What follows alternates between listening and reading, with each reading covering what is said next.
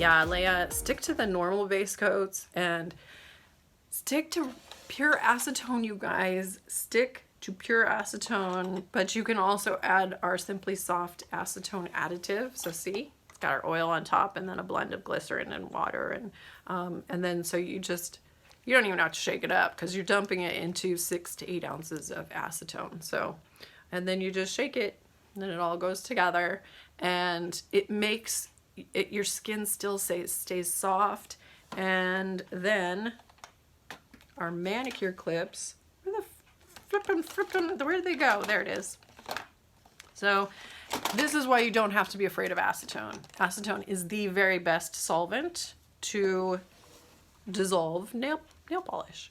And so all you do with our manicure clips, this just rocked my world when I discovered this, because the manicure clips, a lot of times they're said that they're sold, the description is that they're for gel. Well, I realized they're even better for regular polish, because you soak your acetone, you soak it so that it's almost dripping, and then you put it on your nail plate, and then you put that nail clip on and press it. And if you have just 5 layers of polish, it takes about a minute for it to dissolve.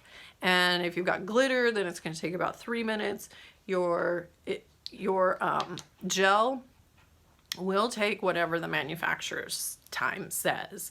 And then you just firm pressure with 3 fingers, swipe it off. That's why they're called the soak and swipe clips, because you don't have to scrub anymore. You're not driving, see all these pretty pigments?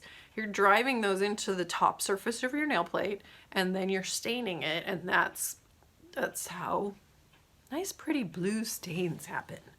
And they can still happen with our manicure clips. It just depends on the polish. But for sure, 2 layers of base coat and using the soak and swipe technique will help reduce, in a lot of cases, prevent that purple, red, blue, green, black staining.